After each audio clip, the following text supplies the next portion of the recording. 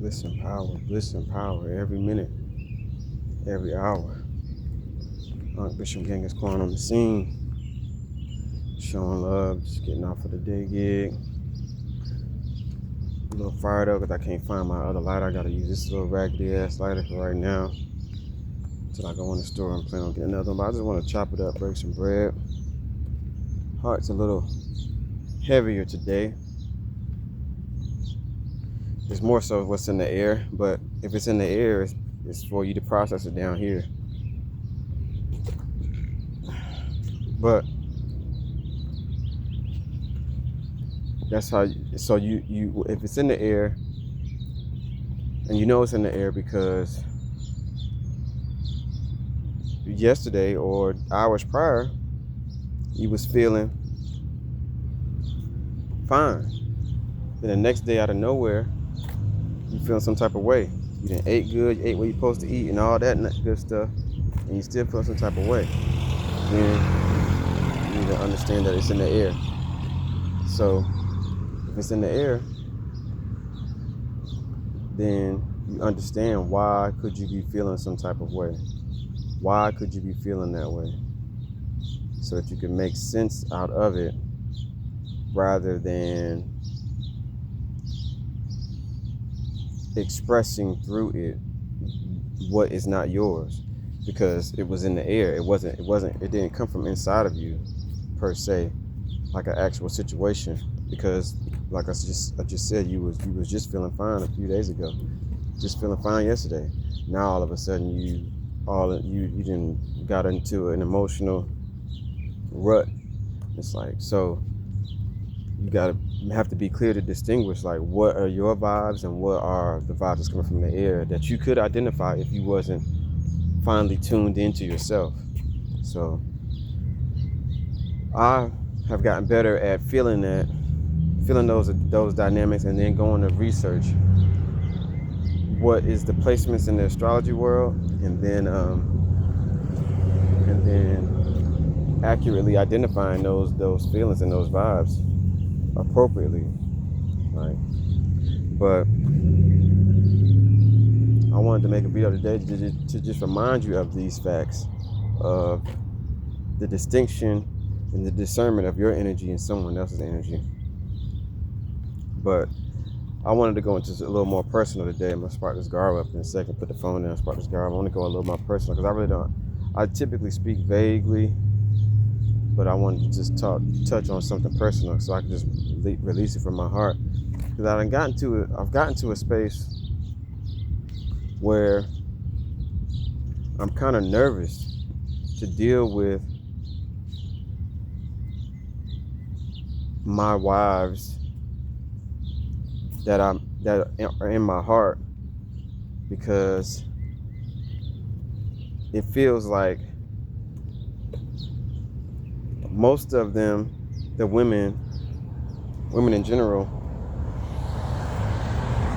you have to create a containment field for them. It's like you have to create an emotional containment field for them so that they can use that field constructively. Because if you give them freedom, unconditional freedom of your emotional range, they will take it and run with them. And then if they are not healed, or if they are not of the highest integrity, they will try to run you and control you with that power that you shared with them. But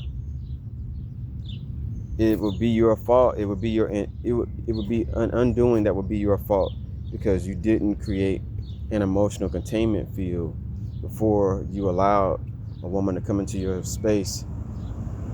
And as a superior man, it's critically important. So I had to really transition from somebody who really worships the goddess energy and worships divine feminine, and I still do, to actually understanding that the embodiment of that type of unconditional love and divine wisdom is extremely, it's becoming more common. It's becoming more, as women as a whole are starting to develop themselves more, it's becoming more commonplace. But it's a journey, you know.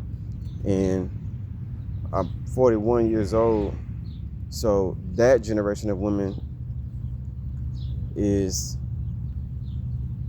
kind of behind the power curve, I think, to a degree. I mean, at the forefront, but behind the power curve, because they're still in this popularity contest.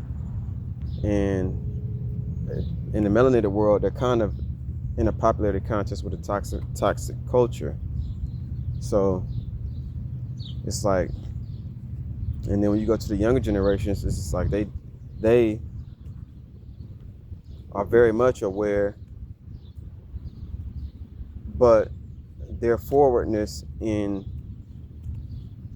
wanting to get over on you, it's at least clear, but it's just such distaste, and it's a lack of actually embodying feminine energy, because at least have the audacity to conceal it. And by it, I mean you wanting to get over on him, and at least have the audacity to conceal it in you serving him. At least that's what women did in the past. They could conceal their desire to want to get over in at least service. So it's at least feeling like an exchange. Unfortunately, these younger women nowadays, they feel like you just have to give to them. And you have to give to them only.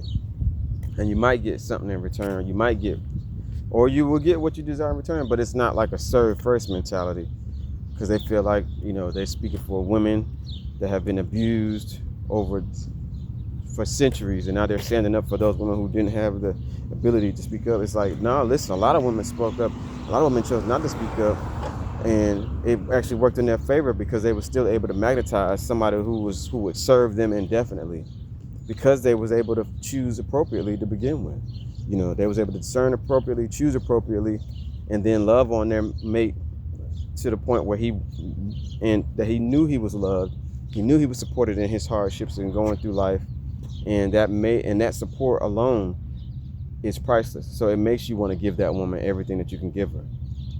And that's a very hard thing, because it's also very risky, because if you're with the wrong man, he may not actually be able to understand your love, or you may not have the love language that suits him.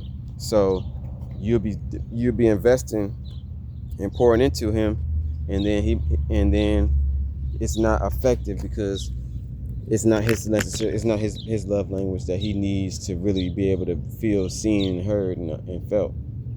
So it's some fine lines there, but my thing is just getting out of this mode of feeling like I just got out of a relationship, so it's kind of fresh, but it still hurts, because I had really started to prioritize my being, and I was about to start moving in a certain type of way,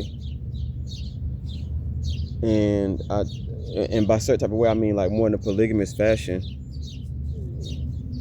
And I chose to just kind of sidestep that for a new chick, and she did something, and then she took that energy and kind of played with it, and then tried to justify that she was teaching me shit, and really kind of tried to muddy my waters up a little bit, and try to put it under the guise of her doing the service of the Supreme Being. And it was like, listen, you're not even being actual. You don't even know who you're talking to by even talking to me like this, because it's not the fact that I'm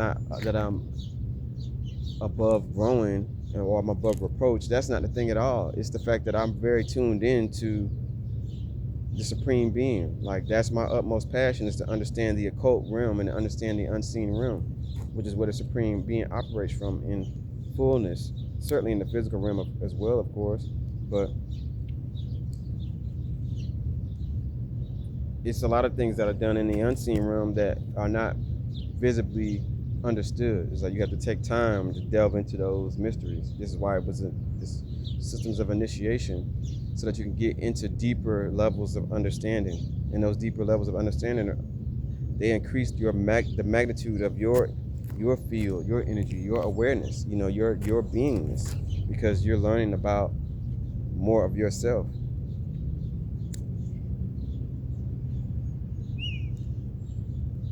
So even in choosing her, I respected her being a reflection of me.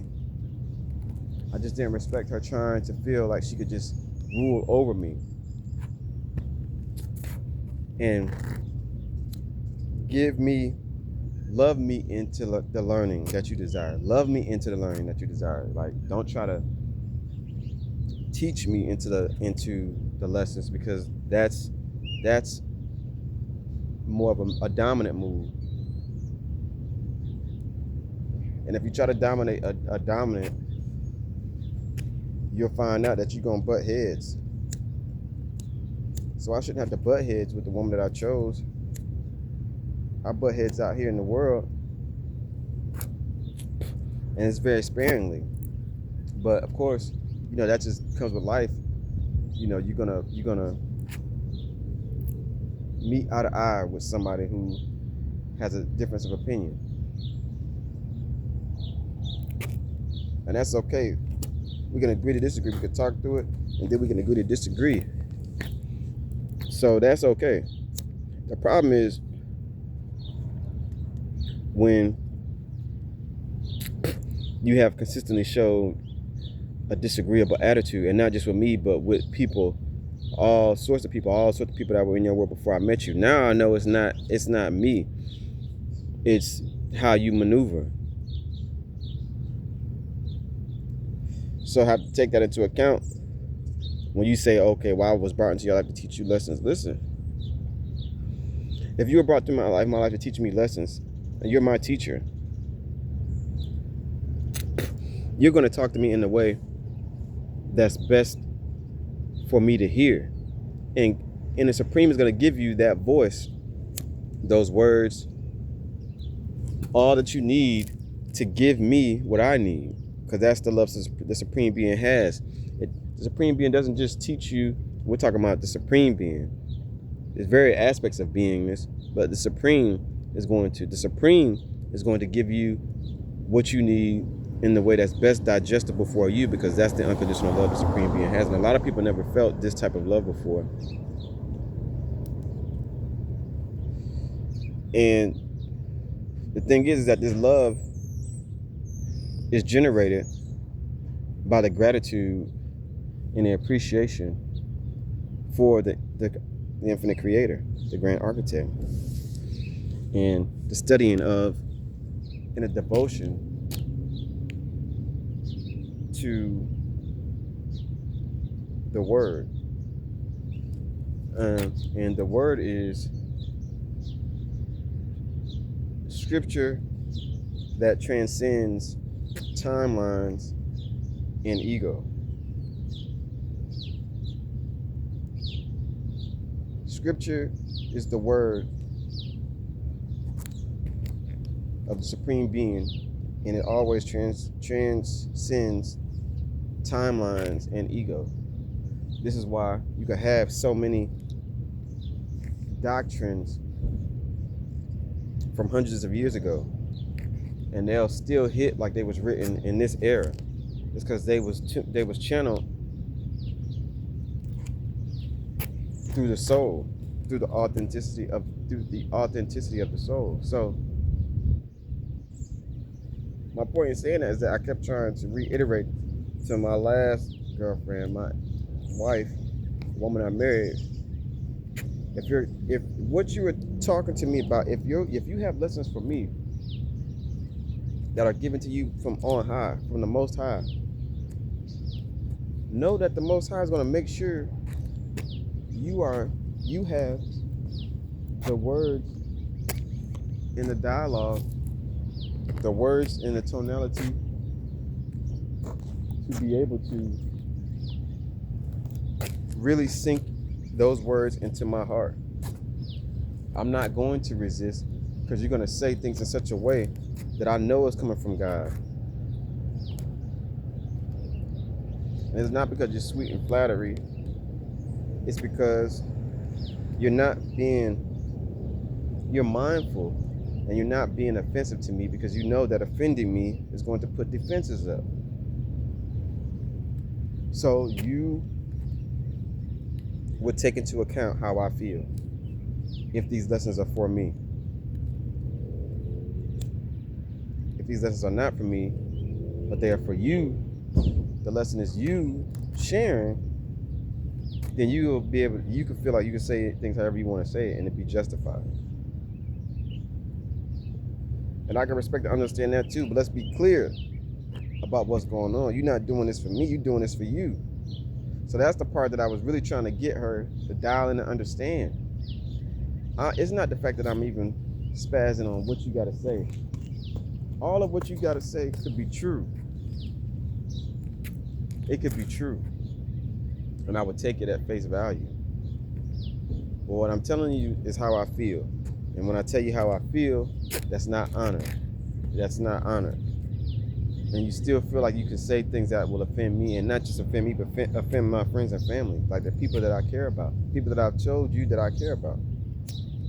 You would try to offend not just me, but try to offend them as well. And then explain it to me as a lesson. No, that's not. If it's a lesson, it's a lesson in showing me how I have to put self-love above any external love. And my self-love is not going to allow you to talk about people in my world. Just like I wouldn't allow people in my world to talk about you. Can't nobody in my world talk about you. So you're not about to talk about nobody in my world. And by my world, I mean the people that I've known and associated with before I met you. That would have to be my world. And I can share my world, my people, my encounters, my associations, my friends, my family with you. But they are my world because I've known them before I met you.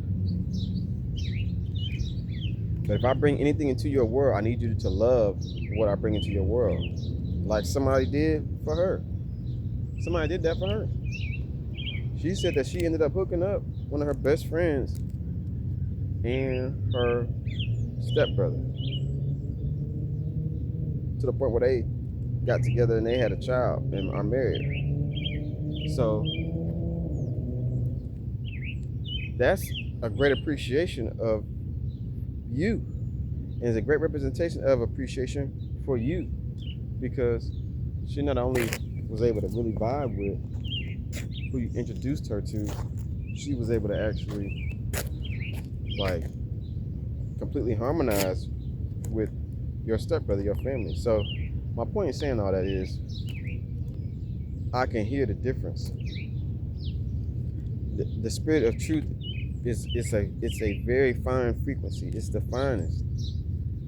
It's the finest of frequencies. So it takes time to discern this frequency. But the more authenticity you're able to embody, the more you're able to shed your ego personality, your pains, your memories, your feelings that are in this personality that has been created based off of your events in this lifetime. The more you can shed that beingness by transcending timelines and getting into other timelines of authenticity through reading different books, different volumes, different passages, different journal works, different documentaries. Journals are really great. Reading is really great. A really great medium. Once again, goes back into that word. Really great medium for spirit. The more you can ingest this authenticity, the clearer this frequency of truth becomes. Because to think that you have thoughts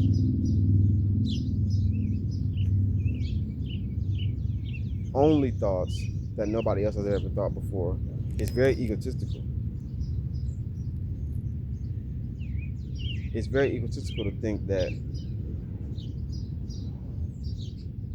you would only think about things that nobody else has ever thought about before.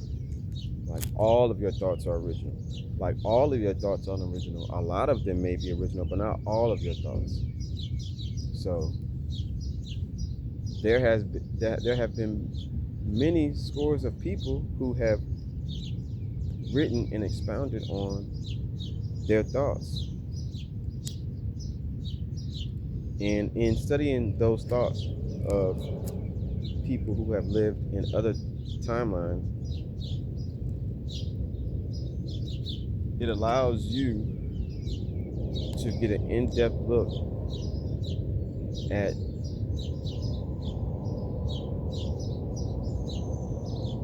understanding what has been developed in the psyche of man throughout these centuries and decades. But it actually gives you a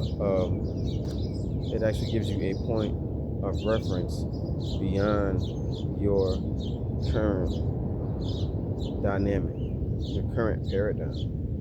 And this referencing gives you great understanding and therefore power. Power, because now you have angles of perception that you can view from. And that's a very critical point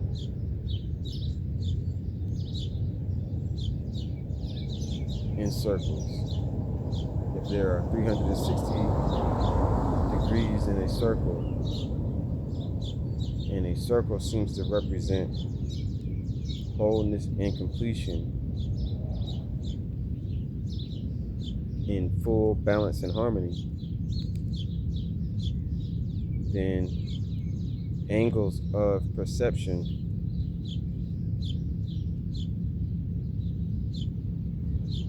are foundational to existence.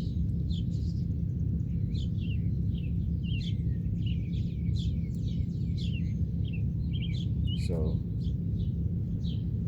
it's extremely important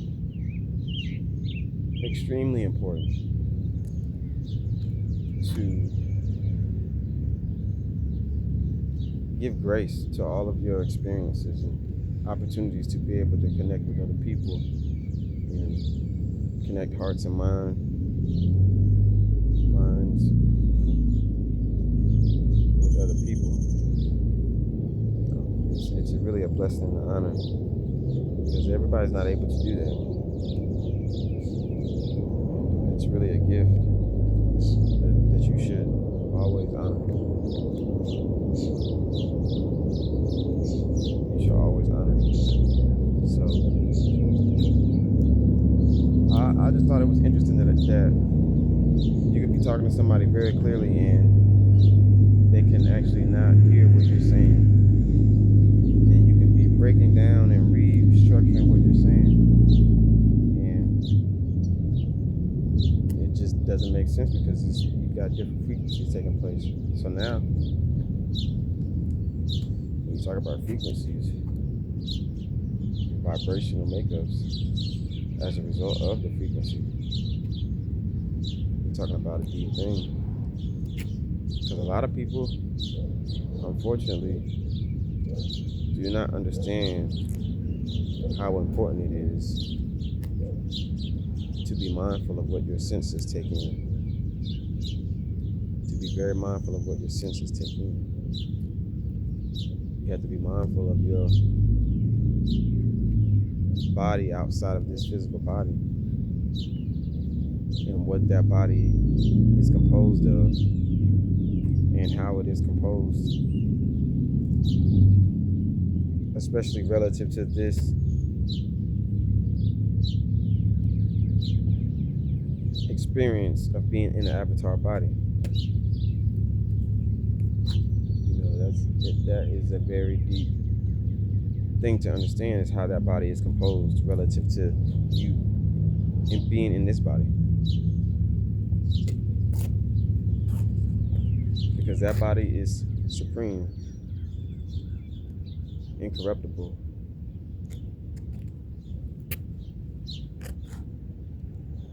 So, in order to gain full access to that body, you either have had to done previous work in other lifetimes or put in work in this current lifetime, and or so that you can become aware of this beingness beyond this avatar body.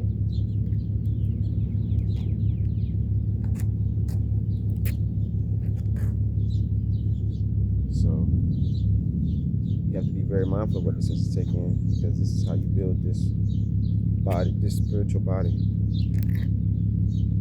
a light body. And you have to, it's important to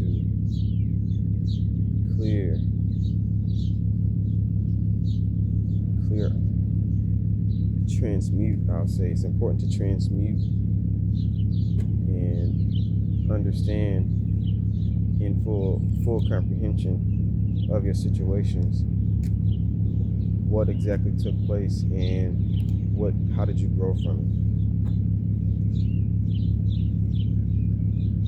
so that you can bring full resolution and start to clear up these emotional pathways. These emotional pathways are thought forms.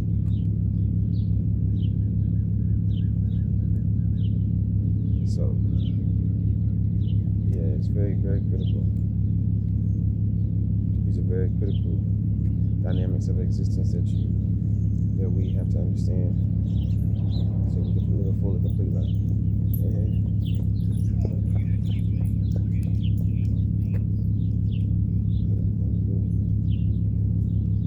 jogging her down. It's always good to see people on the move, moving their bodies. It's a great way to gain deep access to this avatar body, is by willfully moving one's body and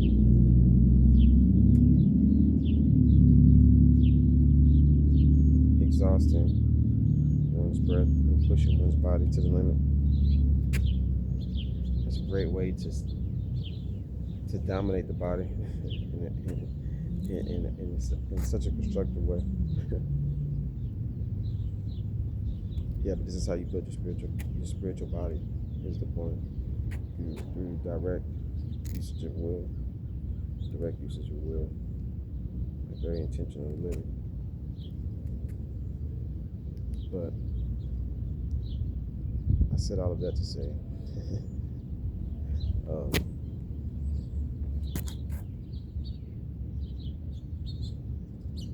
so grateful for experiences in life and learning and growing.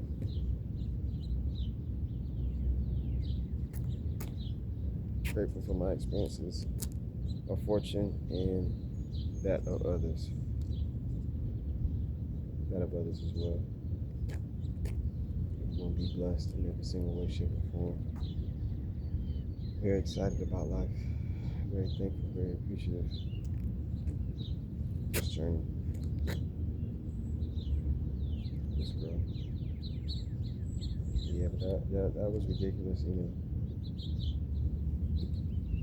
I love to build constructively, but I run into these situations where you know, it's just really about building those things that you desire to see. I consistently focus on building those things that you desire to see.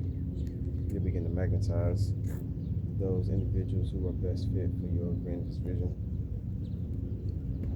There's no other way to do it. There's other way to do it. That's the best way to do it.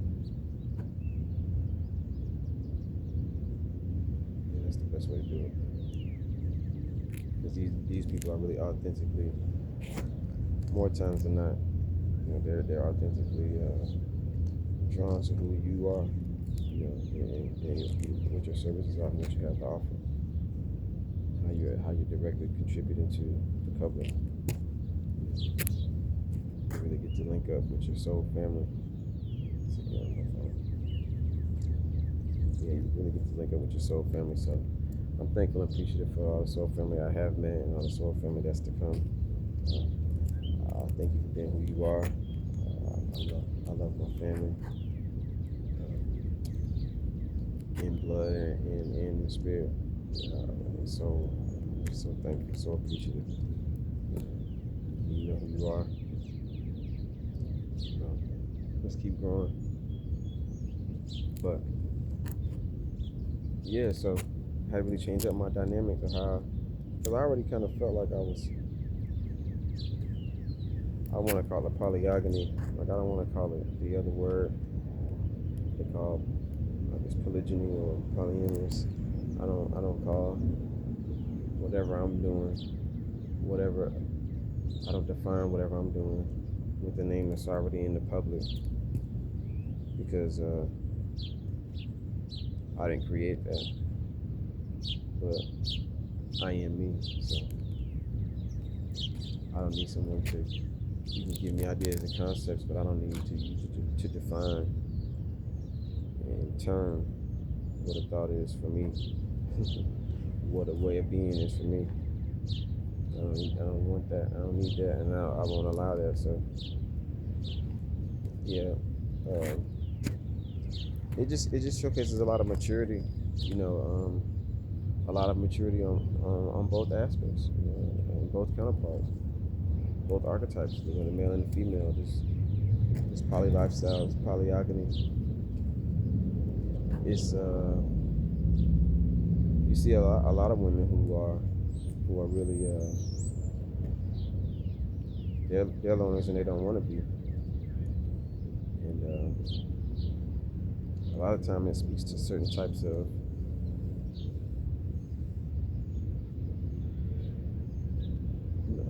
communication issues and emotional withdrawals that don't allow them to fully connect, and allow a lot of situations to be created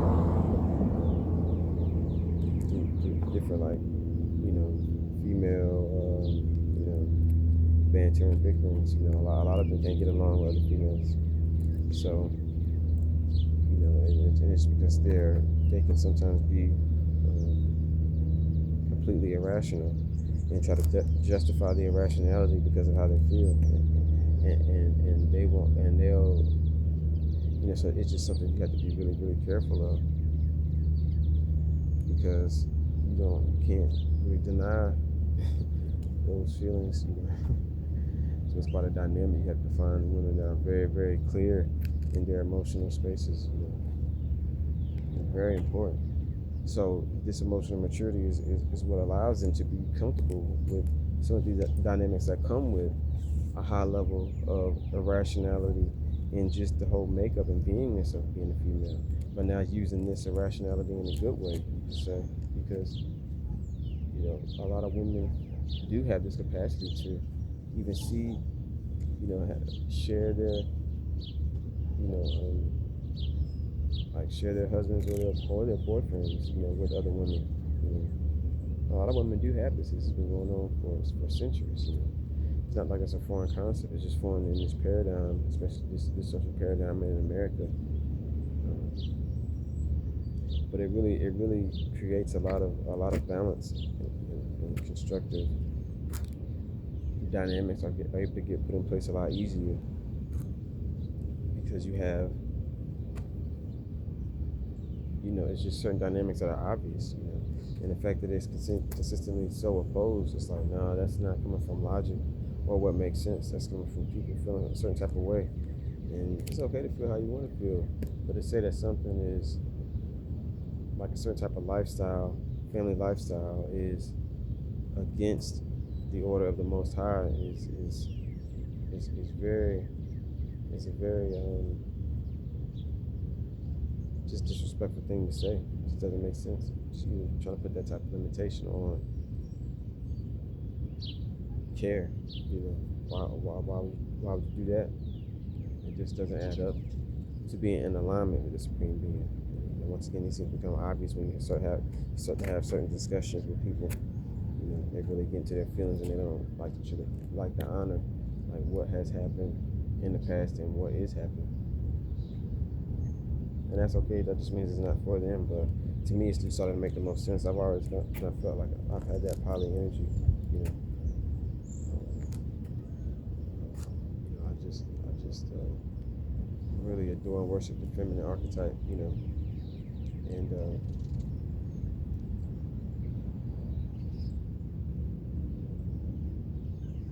it's a lot of really quality women out there, and I'm thankful to come across them. So it's very important to understand that when people talk about building community, when you talk about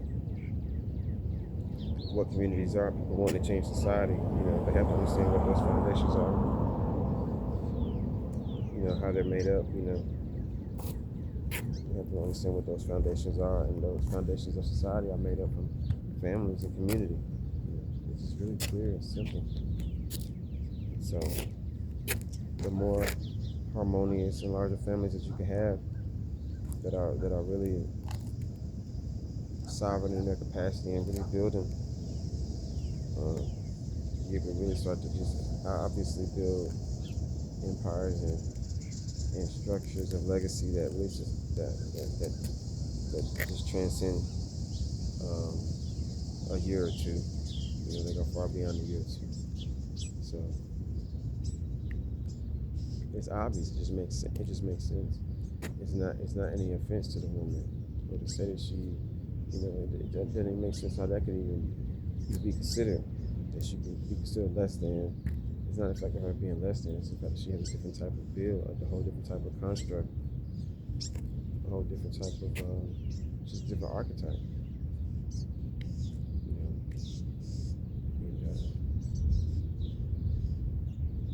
I'm just thankful to understand. I'm really in another powerful phase of rebuilding to the highest order, and I'm just excited about these next phases of wealth and abundance. It's incredible how things always come about, and they line up so perfectly, and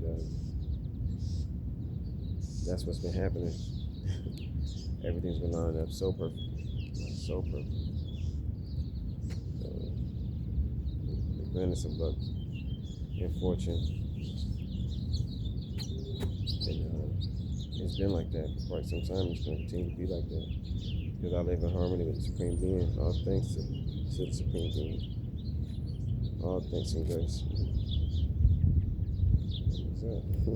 Oh, that's showing up on phone. Because of the bee, the bug. Yeah, but I had to make this a long video because I just want to chop it up, break some bread. Just share my thoughts, really on that type of time of giving lessons and shit, and just talking and enjoying life and living in gratitude. I send blessings and honors to your family, blessings and optimization to your body, to your mind, to your soul. Respiratory system be blessed to optimize. Nervous system be blessed to optimize. Respiratory system be blessed to optimize. The lymphatic system be blessed to optimize. The endocrine system be blessed to optimize. The skeletal system be blessed to optimize. And the muscular system be blessed to optimize. Your optic system be blessed to optimize. May your digestive system be blessed to optimize. Give thanks, we give honor. We appreciate every energy system of the body. May it be blessed to optimize and harmonize. May we be in alignment and in fulfillment with our best goals and our best versions of ourselves. May our communities be blessed. May our soil be blessed. May the air we breathe be blessed. May it be filled with the best of energies that heal and nourish our bodies and heal and nourish our minds. May the people around us be healed, and may they be blessed in their finances and in their love lives. And may our world be blessed abundantly and exponentially for having these prayers and having these thoughts. We continue to give thanks and honors for the awareness and for the opportunity to share who we are and be able to grow with our comrades and our kindreds and our loved ones. And thank you for keeping everyone safe and protected. Thank you, angels, for your great work. We thank you, ancestors, for your great works. We thank you. All DT beings, benevolent, all extraterrestrial brethren that are benevolent. We appreciate you. We cherish the galaxies and the universes for their presence and for their devotion to helping our planet grow as a reflection of who they are, and as being such an extraordinary hybrid species. So I'm so honored, so blessed, and I continue to give those things out and share that because that's what a God would do. And that's who we are. So keep growing, commit Commit to the great. Commit to the great. I love you. I cherish you. I'll talk with you soon. Listen, power every hour.